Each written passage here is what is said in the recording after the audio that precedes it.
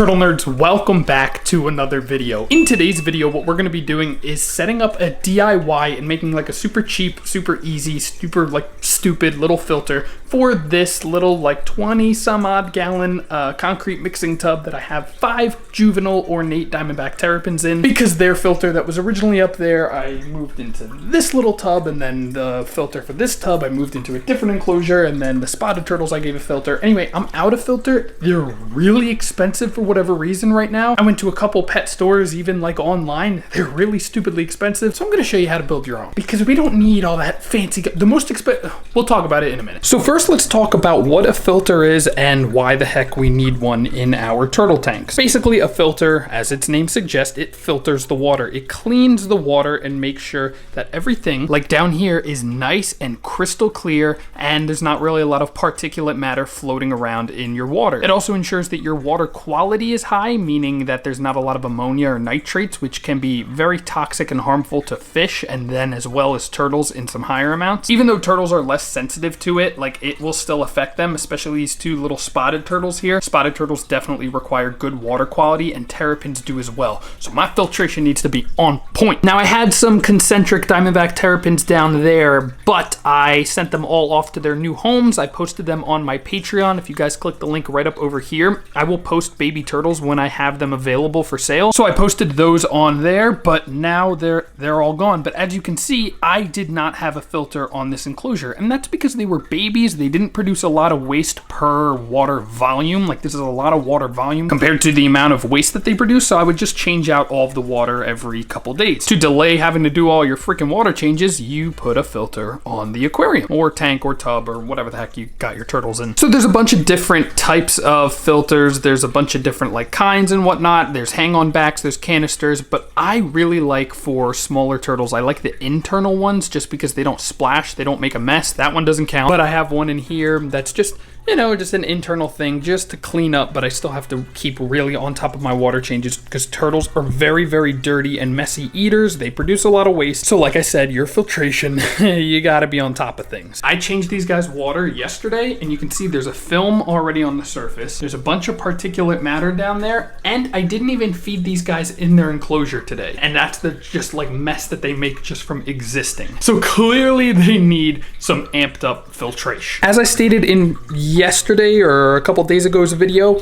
the filter has two parts. Usually there's, well, at least the internal ones. There's the pump, which is the most expensive part. When you buy a filter, that's mainly what you're paying for. But they also have like the chamber that has the media. So you have your biological media, which creates a home for bacteria to turn your ammonia to nitrates, which you then remove it with water changes. And it has your mechanical media, basically that like floss stuff, that stuff that captures the actual physical particulate matter. So basically, so long as you have a pump and a way to move water through those two types of filtration, you got yourself a filter. And as I just mentioned, the most important part is going to be the pump, and I already have a pump. So I'm just going to get creative and see what I can throw together. So right off the bat, I have this container that some ornate terrapins came in. You see it has holes already drilled in it, and it locks that lid on. And so I'm gonna use this box as the home for, well, this is gonna be the filter, basically. I'm gonna throw a pump in here, just have a little outlet and drill a bunch of holes so the water is drawn into the holes, into a bunch of filter media that I put in here, and then out, and the water exits nice and clean. So we're gonna go ahead and get some of our supplies and throw them into the garage, and I will meet you all there. Right, so here are the supplies that we need, basically, and then I also have this stuff, which is filter media that we're gonna be using in a little bit. For right now, though, I have my drill with a bit that is big enough for the output of this pump. I could also rig this if this box is larger and attach a hose to this, just that way it's not as direct, I don't know, and then you can have it come further out if you want to change the direction or the flow. Then I also have these smaller bits just to drill holes in this box, and I don't know which size I'm going to use, so I got 2 different ones. And so basically now what I'm going to do is drill a large hole on the side for my pump to sit beautifully like this, and then push it so that way this comes all the way out. That way it sits nice and flush. Oh, I also am gonna need to cut a notch for the wire. Okay, well, whatever, I'll just do that later. But yeah, I'm gonna drill a hole and figure out which way I want my pump facing. I'm gonna play with it, drill my holes, and then drill a bunch of smaller holes in the side and on the top of this. That way the water can get pulled in and sucked into the filter.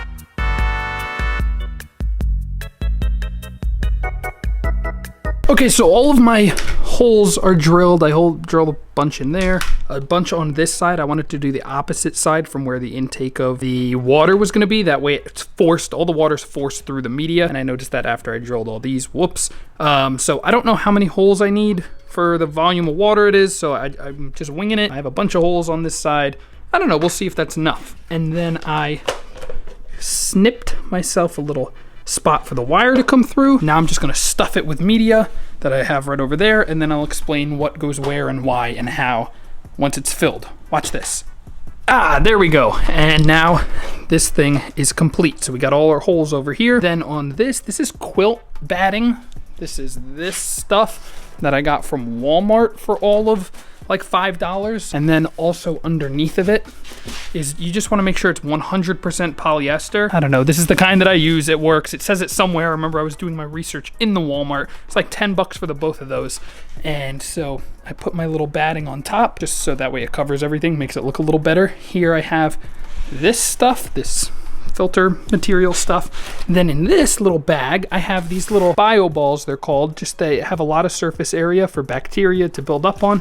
And then I also took some activated carbon and put it in there because that will stop any smells from smelling smelly. And we have my filter over here. This is where the water is going to enter. In order for it to get here, it's got to pass through all this. So I take this, I'm going to throw it right back on here, and this thing is done and you're ready to go. And you can do like 1,000 different varieties of this. So long as water moves through all your filtration media, I mean, you can build this 100 different ways with 100 different boxes and they work beautifully. So let's go ahead, take this inside and test it out. All right, guys, get a good look at this water quality before putting the filter in. I'm so sorry. These terrapins are very, very, very skittish when I put anything above them because all their predators in the wild would be aerial, most likely. So they don't like birds at all or things above them. But anyway, take a look at all that garbage, all that gunk. And also the best part about this filter is that it's clear, so once it gets dirty or you can see it's not functioning at full capacity, you know it's time to, you know, pull it out, open it up, rinse out some stuff, and be done. So now I'm gonna put this in there. I also designed this with this tub in mind. That's why I have the outflow here, so that way it takes it into the back. The inflow is here, so it can go around the brick that I have in the middle and pull